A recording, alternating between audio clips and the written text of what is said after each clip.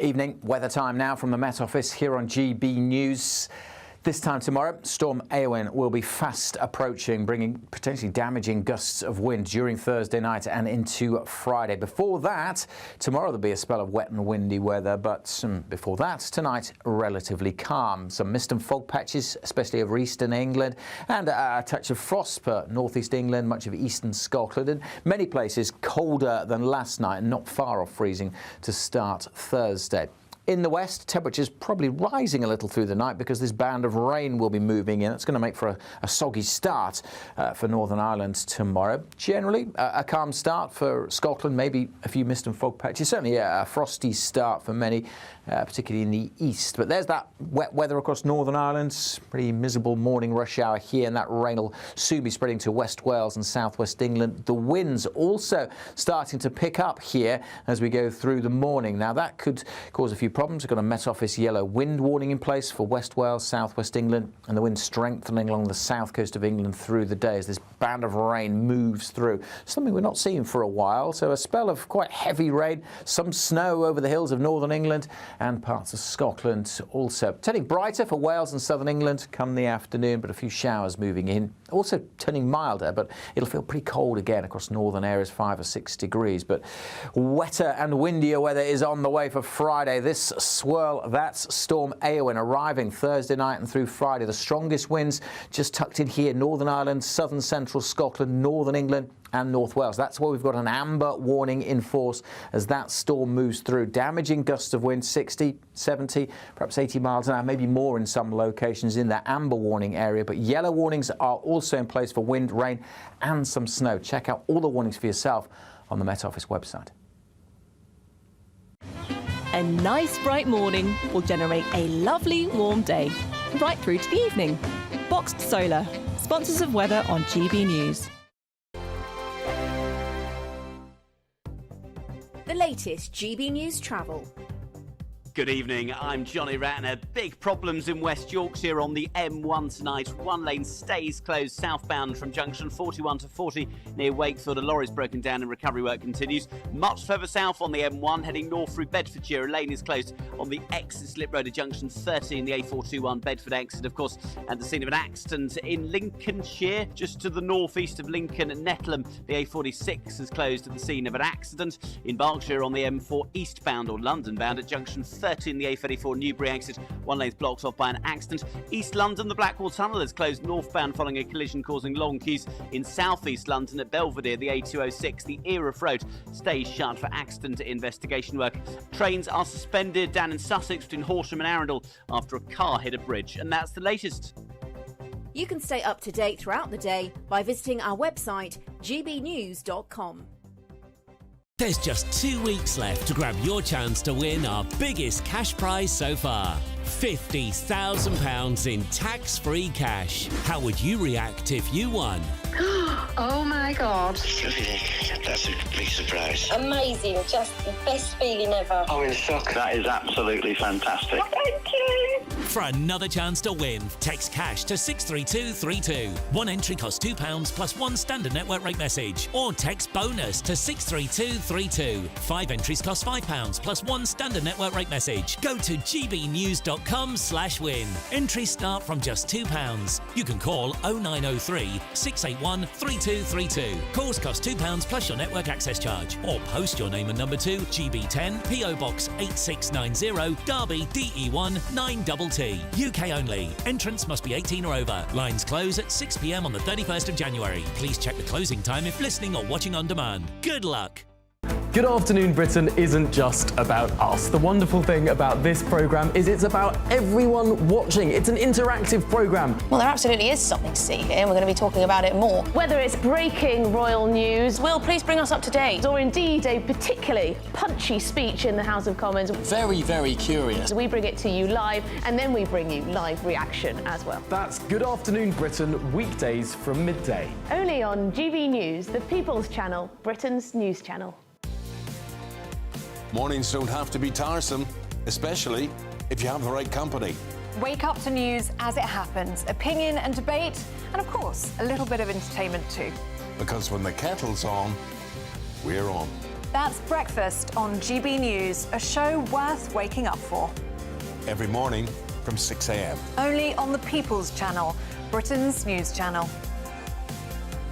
We'll spread the news, you spread the word.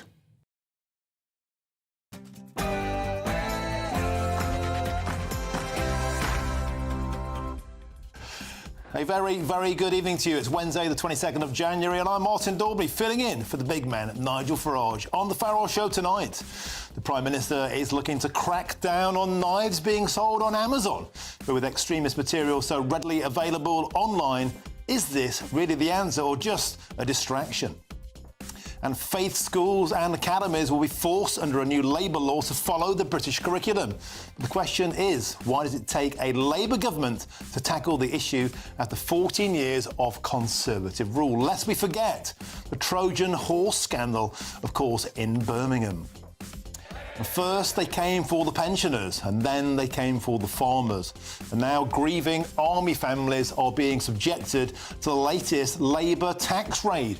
Is this one of the most outrageous government decisions yet? That's all coming on tonight's show with my superb panel. But first, here's your news headlines with Sophia Wensler.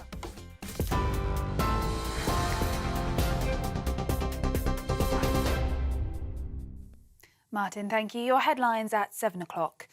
Russia has responded to Donald Trump's ultimatum to end the war in Ukraine. The US president said Russia will face high levels of taxes, tariffs and sanctions if President Putin does not end the war. Posting on his Truth Social, Trump expressed his love for the Russian people and his good relationship with Putin, and then issued a direct warning to stop this ridiculous war. Russia's UN envoy has said the Kremlin would need to see what Trump thinks a deal comprises of before proceeding.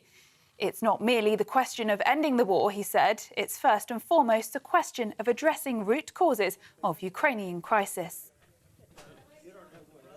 Meanwhile, the Defence Secretary has issued a stark warning to Vladimir Putin after a Russian spy ship's been located operating off the UK coast.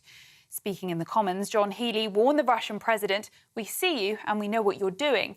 The ship's believed to be used for gathering intelligence and mapping the UK's critical underwater infrastructure. It entered UK waters on Monday, prompting the Royal Navy to deploy HMS Somerset and HMS Tyne to track it. The Afghan suspect in the German knife attack that left 2 dead this morning was not motivated by radical Islam, according to the country's interior minister. The suspect deliberately attacked a kindergarten group in the park with a kitchen knife, leaving a 2-year-old boy and a 41-year-old man dead. Police said a 28-year-old Afghan national has been arrested, while 2 seriously injured people are receiving hospital treatment. The Bavarian Interior Minister said the suspect was undergoing psychiatric treatment and had his asylum process closed, and said he would voluntarily leave Germany in December but had not left and remained under treatment. Meanwhile, people have begun to gather in protest with a placard reading, "We won't let diversity kill us." The stabbing adds to a string of violent attacks in Germany that have raised concerns over security and stirred up tensions over migration. Back in the UK, a 12-year-old boy who was fatally stabbed in Birmingham on Tuesday has been named by police as Leo Ross.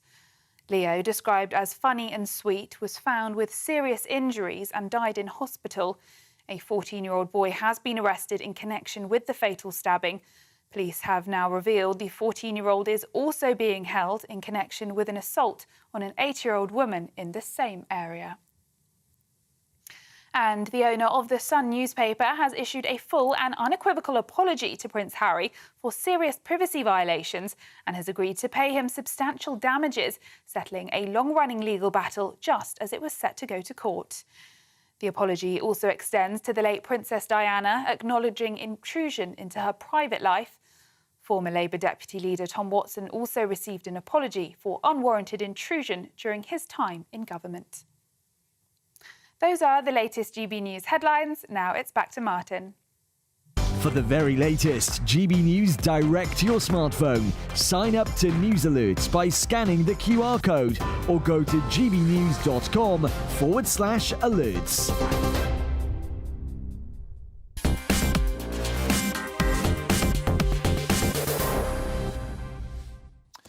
Welcome to Farage with me, Martin Daubney. Let's get cracking. Now, today, the Prime Minister has announced that people trying to buy knives online will now face tougher measures to prove their age in the wake of the Southport triple murder, the knife attack there. But Axel Radicabana's brutal actions were the result of a long, unchecked descent into radicalisation and psychopathy, a descent enabled by systemic failures that allowed him to evade intervention time and time again. Radicabana wasn't a ticking time bomb because he could buy a knife on Amazon. He was a nightmare waiting to happen because authorities missed countless warning signs to pick him up. He had a history of carrying knives, a violent conviction, and 3 referrals to the Prevent programme that still failed to intervene. And despite all of this, he slipped through the cracks on multiple occasions. And what's more, the tools that fuelled his radicalisations were disturbingly accessible. Among his possessions was an Al-Qaeda handbook, easily accessible online and even available through mainstream retailers like Waterstones until very, very recently. Now, the truth is, the Prime Minister is completely and utterly missing the mark by focusing solely on tightening online knife sales. Is it a distraction from addressing the systemic breakdowns that allowed a dangerous psychopath to escalate unchecked, who went on to murder 3 beautiful young girls? Well, joining me now to discuss this is the former head of the National Counter-terrorism Security Office, Chris Phillips. Chris, always a pleasure to have your company. Let's face it, Amazon selling knives doesn't kill young children in Southport. Psychopaths do. Psychopaths driven by poisonous ideology. Psychopaths that slip through the cracks. Prevent missed him 3 times. Is this a pathetic distraction to take away from their own systemic failings? Well, Martin, it's not altogether a bad idea stopping people buying knives over the internet, is it? Let's be quite frank. That's a good idea. But anyone that thinks that's going to solve this problem is just living in cloud cuckoo land. Everyone, without exception, in this island, can go to their kitchen drawer and get a large knife that will kill people. Nothing that you do about the internet. I mean, it's a good idea, as I said, but that's not going to solve the problem. Yes, we have got a problem with people carrying knives, kids carrying knives in particular, and the police have been hamstrung effectively from dealing with that problem by all the furore about stop and search. And what would have happened if this guy had been stopped and gone to Prevent, etc., etc. Listen, this man, it seems, was some kind of a psychopath. The only way to solve that problem is to lock him up. So why wasn't he locked up earlier? It's a simple question. 3 times this guy went into school with a knife. He had that taken away from him. He was expelled. He went back with a hockey stick. He was picked up repeatedly, expelled, kicked out. Why on earth did nobody at Prevent think to say, hey, this guy is an excellent way to happen? I'm no Sherlock Holmes. Are these people imbeciles? Well, listen, if you speak to any police officer in this country, you will find that they have... It's almost impossible to get kids locked up. This person, this horrible, horrific individual. Well, because the system is not made to do that. We have got people that have committed 50, 60 offences and have not yet been behind bars. Everything that we've got in our system is about keeping people on the streets, away from prison, and particularly younger individuals. Now, there are going to be some people, and people don't like to hear this, but there are going to be some people that the only safe place to have them is behind bars. And those are generally terrorists. Those are people like this, psychopaths. And we've got to have a system, Martin, that allows the police to do their job, the courts to actually lock people up and be willing to do that, and enough prison space for them to go into. But they can find prison space for people who put hurty words on Facebook.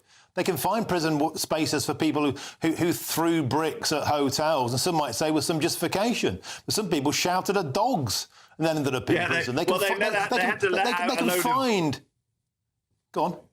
No, I was just going to say they had to let out a load of people that had committed serious offences in order to find that space. And that's the joke of this whole thing. The simple fact is there are people in our country that need to be behind bars. We've got to be brave enough to put them there and keep them there. Do you think it's time to go back to the old days? You know, I know it won't go down well with the Liberal establishment, but let's bring back ball stools. Let's find kids who are 16, 15, 13, whatever. If they're downloading jihadi manuals, if they're getting expelled from school for carrying knives, bang them up. Yeah, and not only that, allow police officers to do the stop and search that will go some way to getting those knives off the street.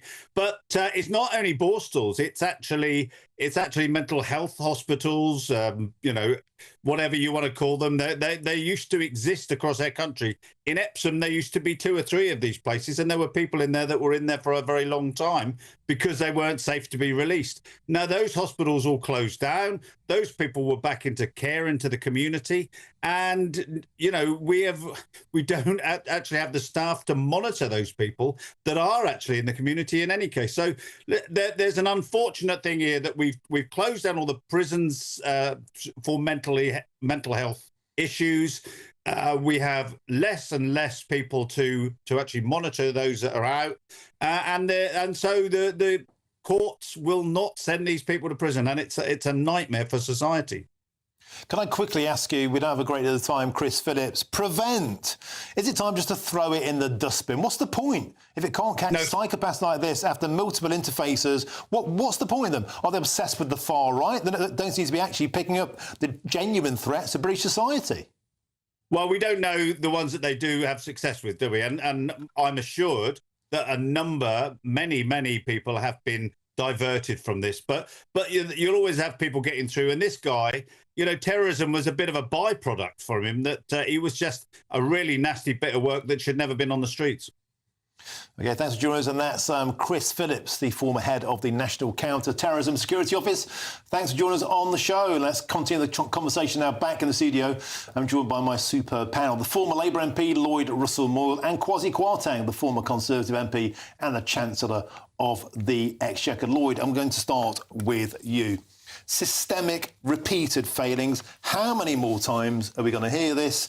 You know, and I've got to say this simple question. You know, are people like Prevent, have they got blood in their hands? You know, this guy was free to murder children and he's destroyed entire communities. Repeated failures. He wasn't picked up. Will we ever change the system so society is kept safe? Well, what's very interesting is that for the last 10 years, people in many communities, including Muslim communities, minority communities, have been saying Prevent does not work. It just targets groups and it doesn't look at the criminal and difficult behaviour of individuals. And they've been saying that very loudly and clearly. And it has been dismissed time and time again by the Conservative government that it's just some lefties that don't like Prevent. Now we see the result of that, because the Prime Minister and the Secretary of State have said very clearly, one of the big problems with Prevent is that they were only keen if someone fitted in the right demographic. Were they part of a far-right group? Were they part of an Islamist group? If they weren't part of a group, of a collective, they didn't care. That was one of the big complaints that communities were giving about it for years. So actually, rather than turning this into a kind of right or left thing, I think it should all of us be saying, clearly, we should have heeded some of those complaints and we should have reformed Prevent properly so it was targeting behaviours and patterns of activity, which is what it wasn't. I just don't understand. We had a lecturer in Nottingham University about 10 years ago that was arrested for downloading the Al-Qaeda handbook to do research on what was radicalising these people. They were arrested, they were questioned, they almost lost their job. I do not understand how we are not able, if we're able to do that for someone who's a researcher, why are we not able to do that for young people like this person? And then finally I want to say is I actually think the chap who's just on from Counter-terrorism, totally right about mental health. We have to relook about how we do mental health provision. What we have seen in this country... But it's failed time and time again. We saw that with Faudo Calacane in Nottingham. Lessons must be learned after that. Lessons must be learned after that. When? Are we going to wake up and deal with it? We have lost about 200,000 beds in mental health over the last 40 years, and we have added about 100,000 in imprisoned. Sure. So what we need to do is rebalance that, and we need to get people into proper mental health institutions and make sure we get these people early. And if they have to stay there for a long time, so be it. The trouble with that, though, Kwasi Kwarteng, is that care in the community, it's become so touchy-feely. People like Vava Kolokani were slipped through the net the whole time. So has Axel Radicalization. You know, time and time again, we hear the same old story. When are we finally going to start cracking down and deal with this problem? So, look, I think there are two issues about this Southport case, and you focused on one of them, which is how did this person slip through the net? And it's an appalling story of him being repeatedly referred to Prevent. And I think you're right. I think there was a bureaucratic sort of culture where he didn't quite fit into their tick box exercise, and they let him go. And that's an outrage. What I think we have to talk about also, and it's almost as serious, if not more so, is that the government or whoever, people in authority, when this crime happened, they clearly knew things about the killer, which they suppressed. I mean, that's the only word I can use. The word cover-up is being used by people like Nigel Farage. Does he have a point? I think he clearly has a point, because at the time of the murder, they essentially were presenting the killer as a Welsh choir boy.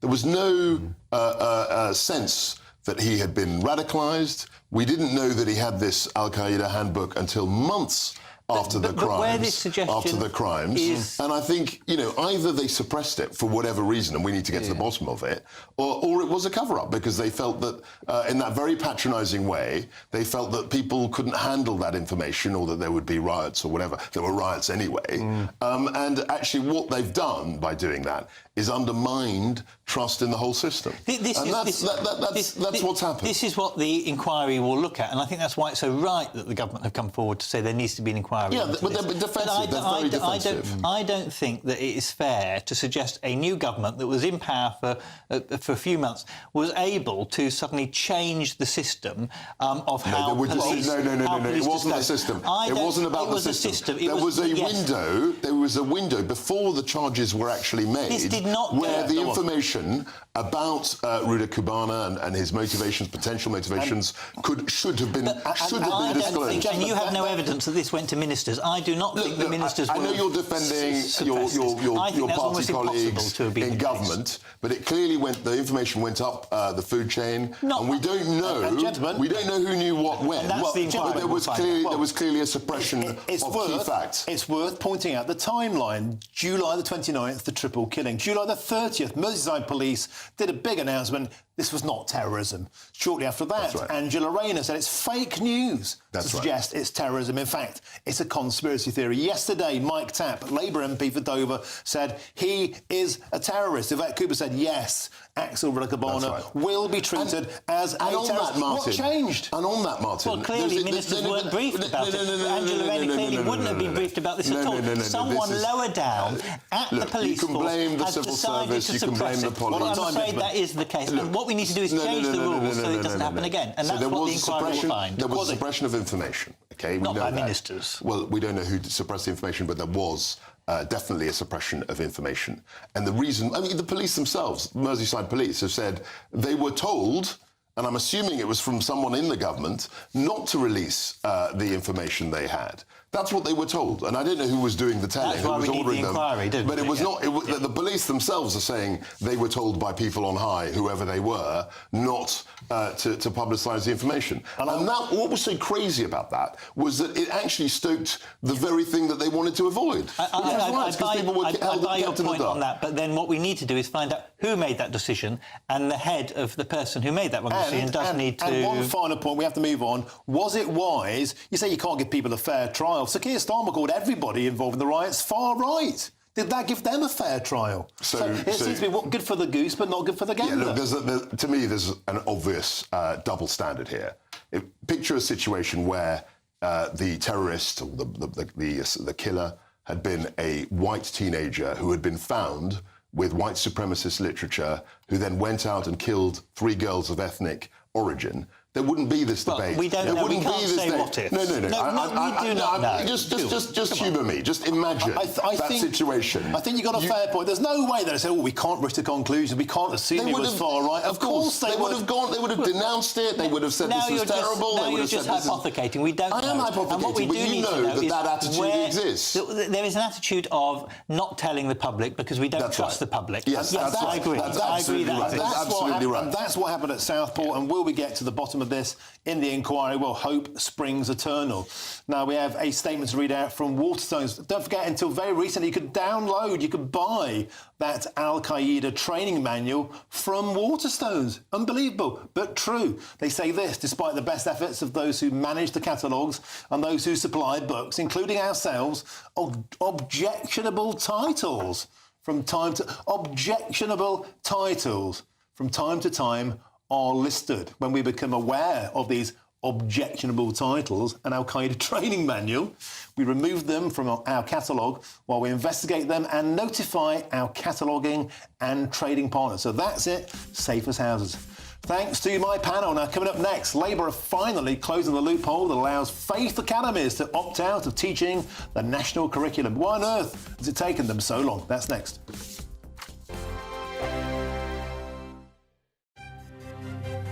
GB News Breakfast, every day from 6 a.m.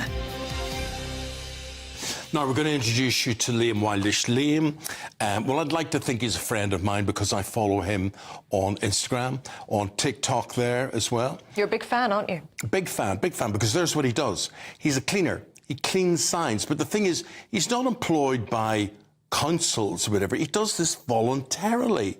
And you sort of think to yourself, well, who cleans these signs? Why have these signs been allowed to get into this terrible state of disrepair and filthiness? So, basically, long story short, about 6 years ago, I used to be a window cleaner. In the community where I lived, I noticed all of the road signs were filthy, and I was perfectly equipped to clean them. So, basically, I cleaned the road signs as a bit of a thank you to the community and sort of make a little bit of awareness in my window cleaning business at the time. Sort of cleans up the area, makes the road safer, and that's kind of how that started. And people found it like a really satisfying sort of approach.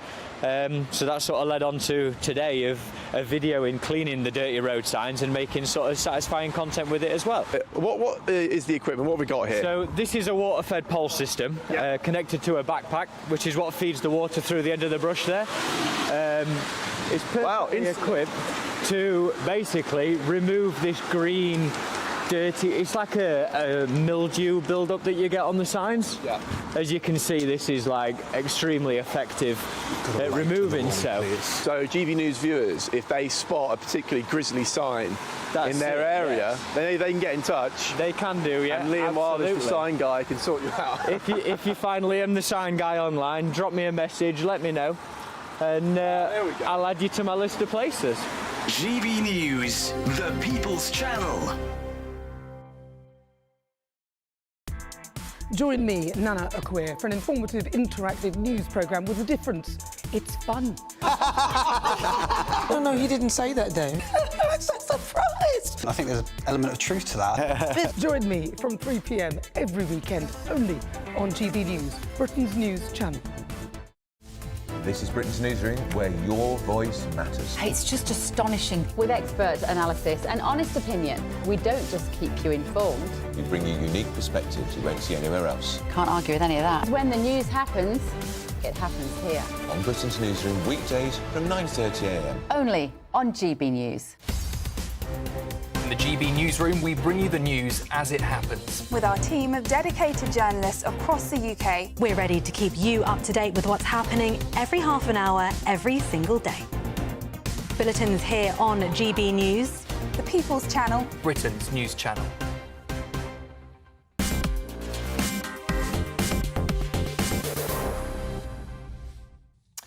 Well, Welcome back to Farage with me, Martin Daubney, covering for the big man. Now, Labour's Children's Wellbeing and Schools Bill has reached the committee stage and was the main topic at PMQ today. Quite the surprise, not Southport's top of the agenda. I digress. But one of the less discussed aspects of the bill is that it will force all academies, including faith schools, to teach the national curriculum. But the real question is this: why does it take a Labour government to tackle this issue after 14 years of Conservative rule? Lest we forget the Trojan horse scandal in 2013 that exposed how opting out of the national curriculum created the risks of radicalisation and undermined social cohesion. We had hate preachers, poisonous imams actually teaching inside British academies. I know, because I covered those stories, and I got those academies closed down, I'm proud to say. Now, despite this, successive Tory governments failed to act decisively to close these loopholes. Well, we'll discuss whether Labour's plans are the right solution and why the Conservatives left this door open for so long. But joining me now is Professor James Orr, the Associate Professor of Philosophy of Religion at the University of Cambridge. Professor Orr, welcome to the show. It seems like common sense to me, a national curriculum to ensure that nothing poisonous or off-piste is taught in British schools. One curriculum to rule them all. Where's the problem? Well, I'd first of all have a look at what Labour's proposing to do to the national curriculum, Martin. The idea that it's going to be some wonderful, free, open, balanced sort of hymn to humanism is a little bit far-fetched. We know already that it's planning to aggressively reconfigure the national curriculum to conform to a pretty radical progressive agenda. I think the real problem here is that we tend to make a very sharp distinction between, as it were, secular neutrality on the one hand and religion on the other. But the fact of the matter is we weren't worried about extremist Christian schools or extremist Sikh schools. There were obviously serious concerns about Islamic schools going off-piste and effectively ensuring that large swathes of the Islamic population were vulnerable to schools more like madrasas. But it's a great shame. I think that the Conservative reluctance to get involved in that was basically well motivated in the sense that it understood that any successful public education system is going to welcome a range of approaches to education and a sort of free and fair competition between different models. And I think faith schools have always historically had a place in that. Let's not forget, the state didn't start to get involved in the education business until really after the Second World War. Religions have been educating people very successfully. Arguably, it's the cornerstone of Western civilization in Britain since the 7th century. The problem is one or two particular extreme expressions of one religion in particular. It's a much smaller religion than Christianity. It's easy for us to forget that, Christianity was something like 46% of the last census. I think are self-declared Christians. All the other religions put together, I think, barely make 10%. So I think what we need is a more granular picture of religion in this country and a better understanding that secularism, a sort of strict neutrality, doesn't mean imposing a progressive agenda on everyone. Right. But the problem with that, I agree with you. For example, I'd like to go full Trump, but let's have a very pro-British curriculum that does away with national shame, does away with self-flagellation and hatred. That's a side issue. Back to the issue of faith. The French got it right. Unfortunately, they had to kick all faith out of schools because you're quite right to say there were no Orthodox Christians or Jews going around beheading teachers over cartoons. We know that. Unfortunately, we can't just say, OK, no more Muslim schools. There'd be an outcry. And as a consequence, is there not an argument to say all faith schools need the same control because of the precise issues you've just mentioned?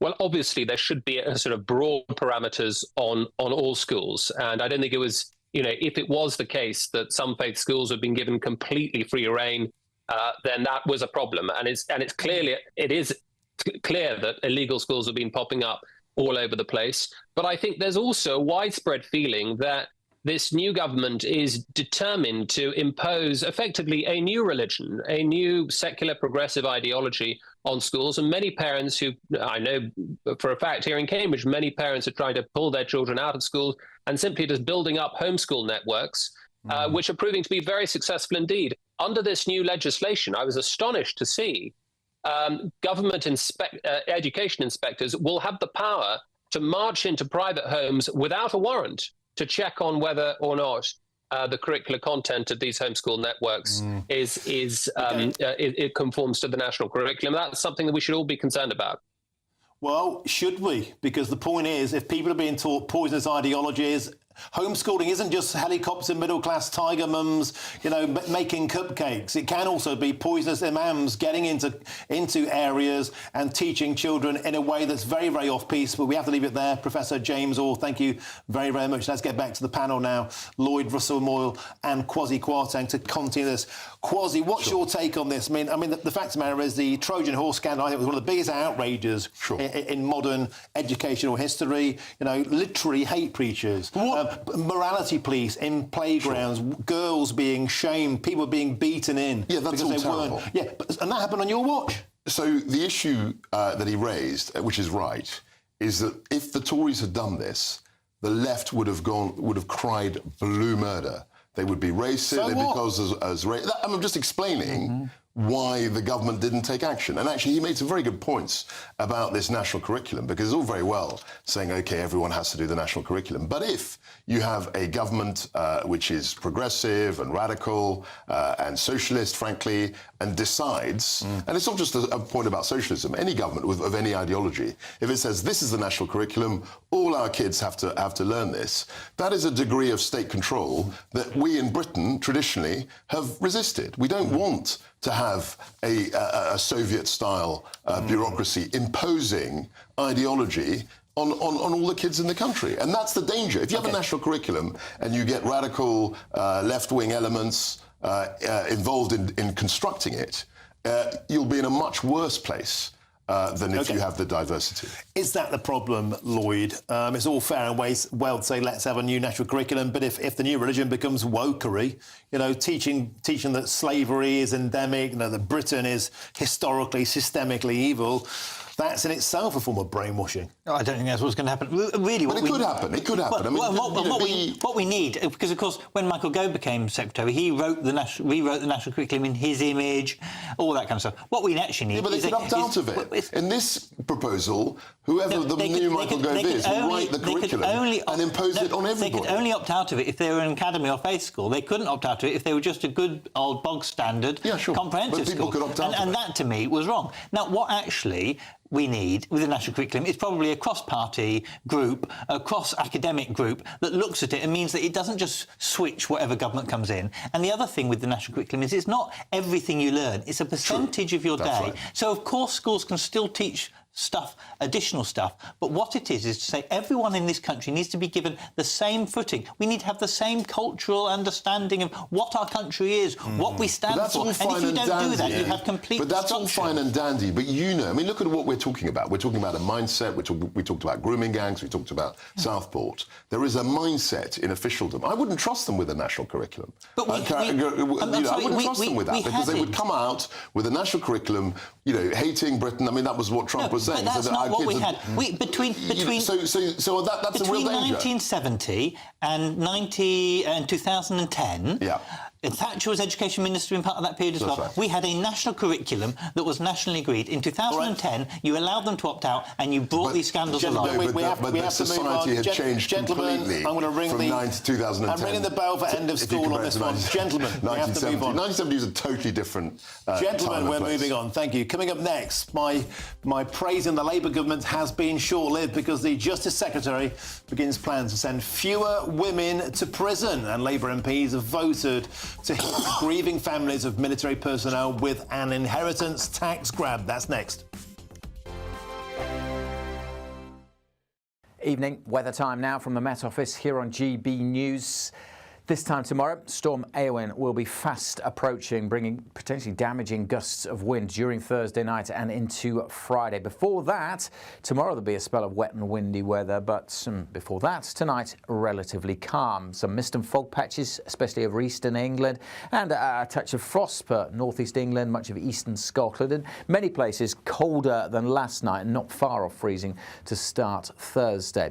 In the west, temperatures probably rising a little through the night because this band of rain will be moving in. It's going to make for a soggy start for Northern Ireland tomorrow. Generally, a calm start for Scotland, maybe a few mist and fog patches. Certainly a frosty start for many, particularly in the east. But there's that wet weather across Northern Ireland. Pretty miserable morning rush hour here, and that rain will soon be spreading to West Wales and southwest England. The winds also starting to pick up here as we go through the morning. Now, that could cause a few problems. We've got a Met Office yellow wind warning in place for West Wales, southwest England, and the wind strengthening along the south coast of England through the day as this band of rain moves through. Something we're not seeing for a while. So a spell of quite heavy rain, some snow over the hills of northern England and parts of Scotland also. Turning brighter for Wales and southern England come the afternoon, but a few showers moving in. Also turning milder, but it'll feel pretty cold again across northern areas, 5 or 6 degrees. But wetter and windier weather is on the way for Friday. This swirl, that's Storm Éowyn arriving Thursday night and through Friday. The strongest winds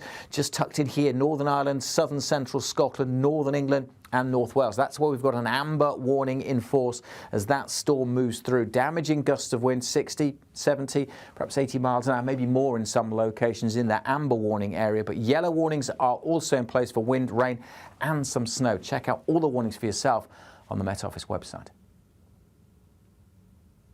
Join me, Camilla Tominey, for a frank and honest discussion with those in power that cuts through the spin and gets to the heart of the issues shaping our nation. You haven't confirmed that you want to stand as leader, but you haven't ruled it out either. This report basically says that he's not fit to stand trial. Is he indecisive? Incompetent? I deliver the dose of reality Westminster needs. That's the Camilla Tominey Show at 9:30 every Sunday on GB News, the People's Channel, Britain's news channel. Good Afternoon Britain isn't just about us. The wonderful thing about this programme is it's about everyone watching. It's an interactive programme. Well, there absolutely is something to see here, and we're going to be talking about it more. Whether it's breaking royal news, Will, please bring us up to date, or indeed a particularly punchy speech in the House of Commons. Very, very curious. We bring it to you live, and then we bring you live reaction as well. That's Good Afternoon Britain, weekdays from midday. Only on GB News, the People's Channel, Britain's news channel.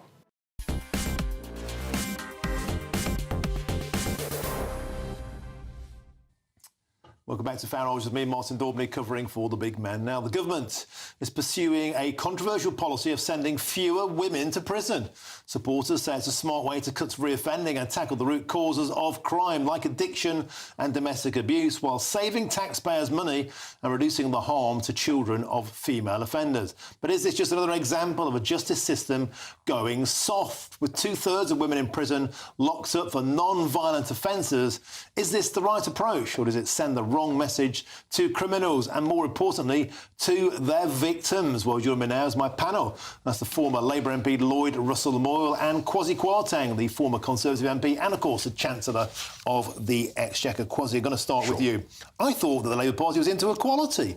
Why do they get a soft option if you're a woman? And, you know, surely it sends out a message. All you got to do is get pregnant and it's a get out of jail card. I think this is silliness, because the whole principle of British justice was that justice is blind. It should be blind as to what colour you are, what religion you are, what creed you are, what gender you are. And this idea that you might get let off or not sent to prison because you're a woman, but if you're a man committing exactly the same crime, you're going to be sent to prison, I think is not only unequal, but it goes against the whole principle of justice, which is equal justice for everybody, regardless of their personal circumstances. If you commit a crime, you should follow the consequences.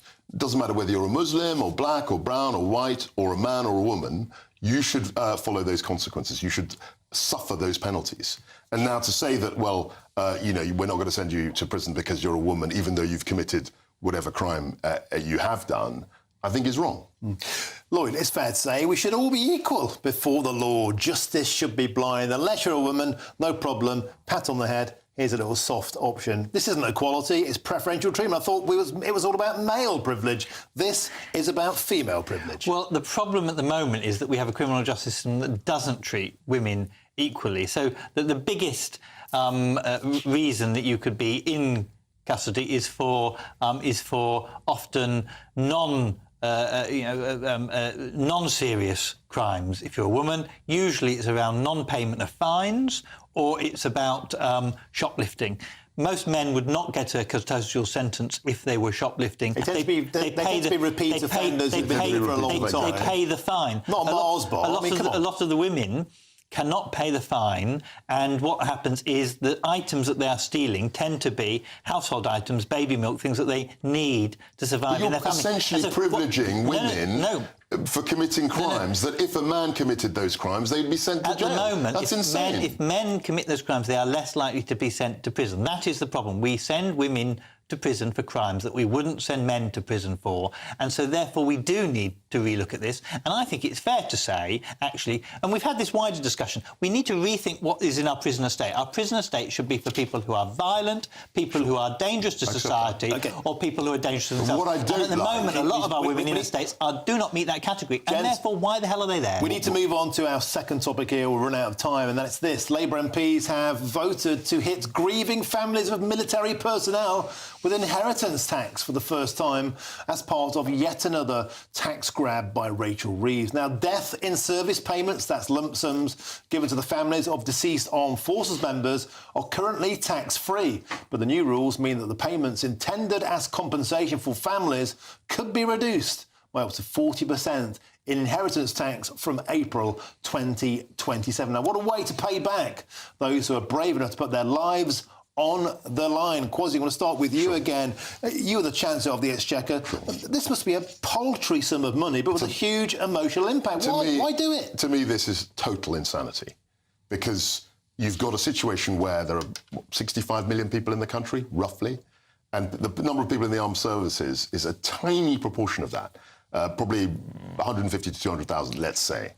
And on that, you're going to charge those people who've put their lives in harm's way, and you're going to put tax on them. And the amount that you will raise in the context of our spending, £1 trillion, is nothing. And so the fiscal benefit you get from that is tiny compared to the impact, the moral impact, the impact on people's well-being. And these people aren't just ordinary people. I mean, they're people whose loved ones have fought or are willing to fight to preserve, the independence of our country, and our policies as well. So, look, I think this is something that's come probably from the bowels of officialdom and has crept its way up to ministers. And they've just essentially rubber-stamped something, which I think doesn't make any sense whatsoever. And, Lloyd, is that a point? Is this a government that seems to be just lacking in humanity? Pensioners, farmers, now servicemen. Who next? Vicars? The Women's Institute? I think what will have happened here is some well-meaning person will have gone, oh, well, people in the army have an advantage, they'll say, an advantage over other people, because if you and I die in service, it can be tax-free, but if we die not in service, then any life insurance... But they get paid less than bin men. Any life insurance is taxable. So they would have said, oh, we need to treat them the same as... which, of course, is a starting point, is wrong, because they are underpaid and under-resourced. Now, I suspect what will happen is no tax will be raised from this whatsoever. So why announce it in the first place? Because it will be a raft of things that will have been brought through. Labour MPs will have voted it as part of a wider budget bill. No one will have really paid much notice to this, and a civil servant will have put it in, and they will have said to the minister... Begs the question, then their heads wobbling. They will have said to the minister, oh, Minister, this is about making it fairer. That's how they will have presented it. That's right. This is about... And then they would have waved it And they will have said, yes, let's go through. And that's why I think that needs to be relooked at. But it sends out the message, quickly, if we could, Kwasi, that Labour just seems to be constantly, literally, at war with the armed forces. They're not trying to prosecute them for historic offences in Northern Ireland or Afghanistan. Now they're going for their pension pot. We're in this crazy world where the government doesn't have any money to provide, or much money to provide for public services. So officials will go through all the tax code, everything, to try and get as much money, to wring as much money out of the public, essentially, because you crash the economy. All of that. Except, I mean, we don't need to relitigate that. But these guys, Sorry, you can't with the 40 billion tax raid, they've done their own crushing and crashing of the economy. But in that context, they're looking for every single penny, pound, shilling, pence that they can find, and they come up with these crazy ideas. And Russell Lloyd is quite right. They've done this because it makes the system, quote, fairer. But of course, they haven't looked at the human impact, and they haven't looked at the motivations of people who essentially give their lives and put their lives in danger, real danger, in the service of their country. That's a great point to leave it. Thank you very much to Kwasi and Lloyd. We have to move on because coming up next, thousands flock from far and wide to attend President Trump's inauguration. But what are the parade of British politicians desperate for a seat at Donald Trump's table? That's next with me, Martin Daubney, here on Farage. Can't wait to get in that sea. Lovely and warm. Just like the feeling of having great travel insurance. All Clear Travel Insurance sponsors GB News travel destinations forecast. The sunshine will be returning to Cyprus, but still a few showers around for the next day or so. Much of mainland Greece fine and sunny. There are those showers across Cyprus. They'll be clearing, as should the showers over Turkey as well. But remaining pretty mixed, quite cloudy over the Balkans, with a few showers in here and for northern Italy. It's been quite wet recently in southern Spain. More wet weather to come here on Thursday, and more showers to come across the Canaries. But it should be turning sunnier in Tenerife for the weekend. All Clear Travel Insurance sponsors GB News travel destinations forecast.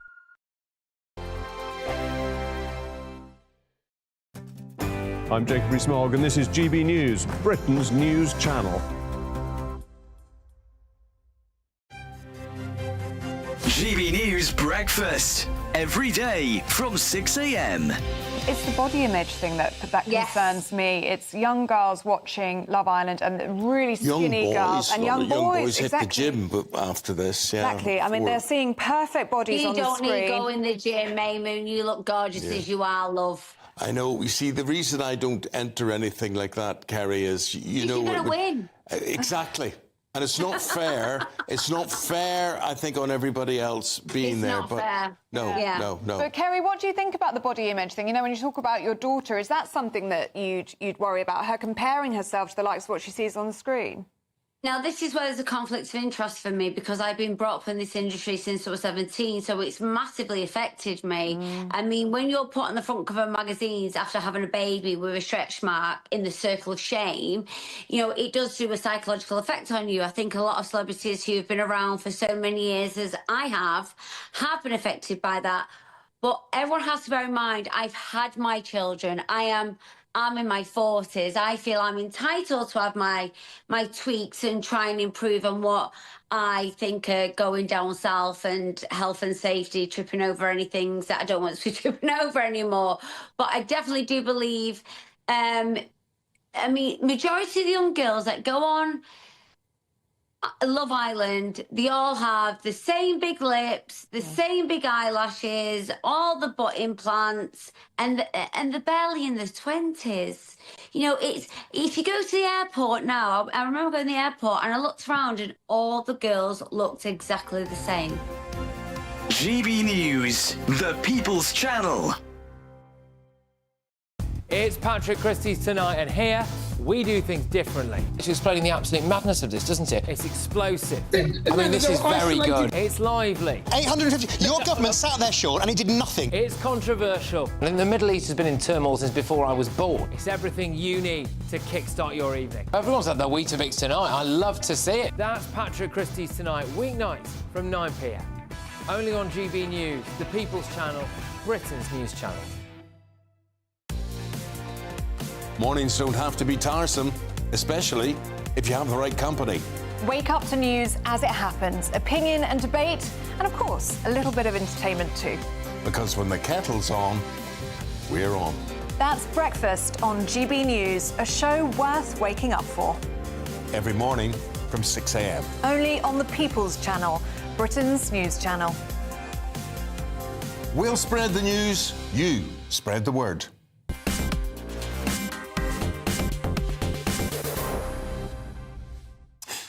Welcome back to Farage with me, Martin Daubney, covering for the big man. Now, President Trump's second inaugural speech was everything that one might expect. bold, theatrical and unapologetically Trump.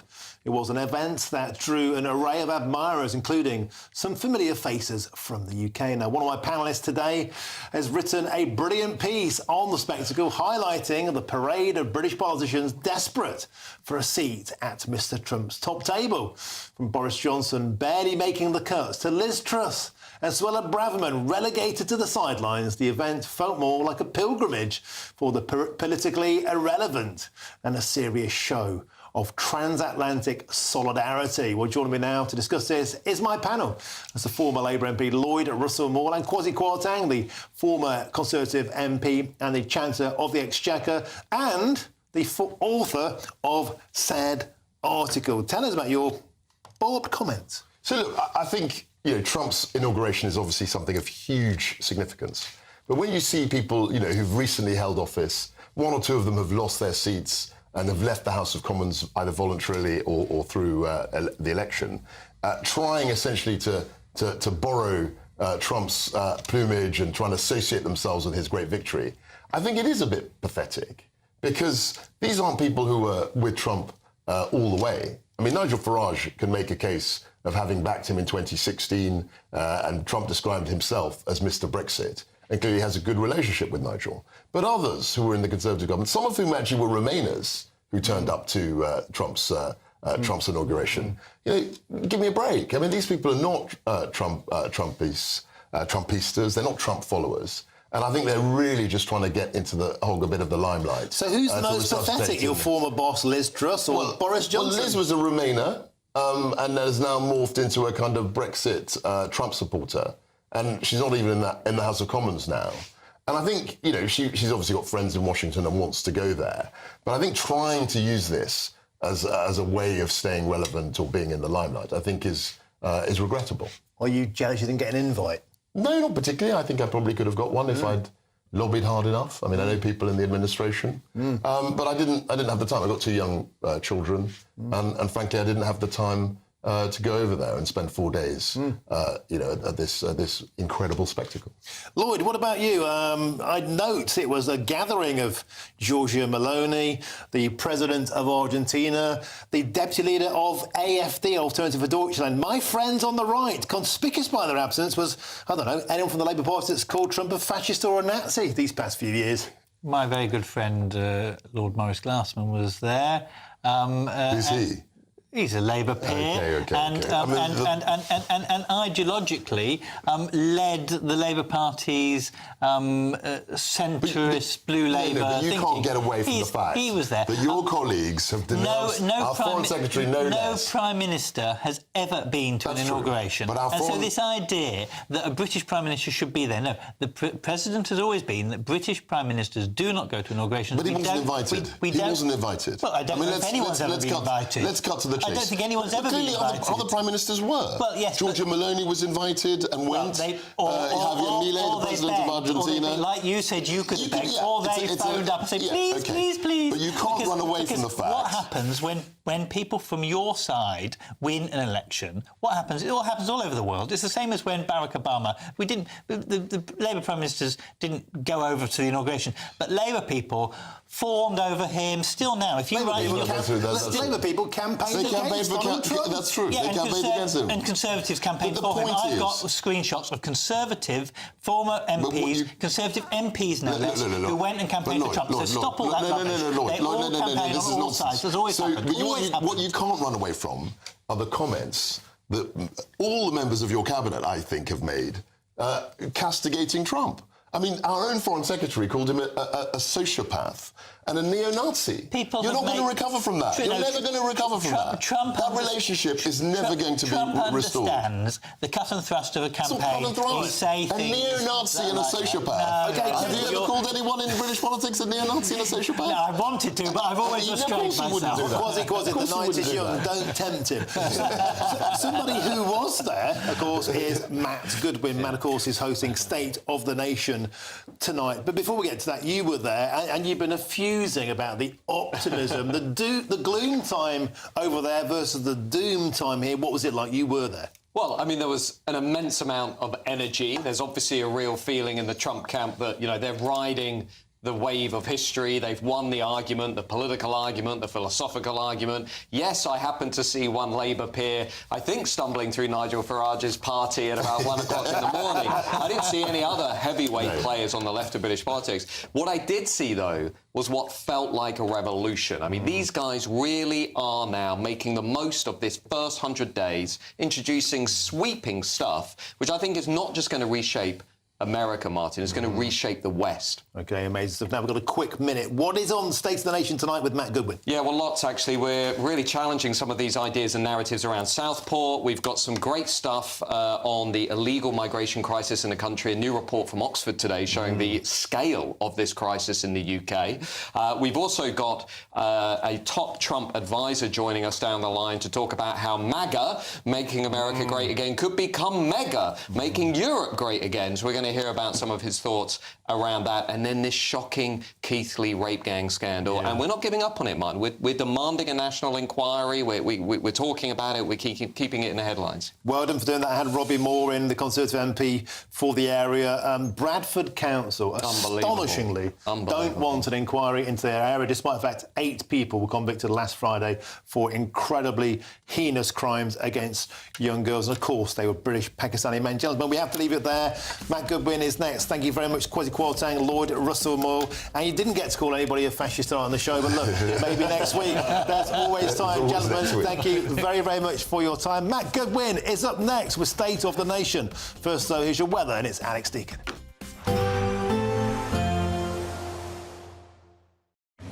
Even though we'll see a cloudy start, it'll be a bright outlook for the rest of the day. Boxed Solar, sponsors of weather on GB News. Evening, weather time now from the Met Office here on GB News. This time tomorrow, Storm Eowyn will be fast approaching, bringing potentially damaging gusts of wind during Thursday night and into Friday. Before that, tomorrow there'll be a spell of wet and windy weather, but before that, tonight, relatively calm. Some mist and fog patches, especially over eastern England, and a touch of frost per northeast England, much of eastern Scotland, and many places colder than last night and not far off freezing to start Thursday. In the west, temperatures probably rising a little through the night because this band of rain will be moving in. It's going to make for a soggy start for north.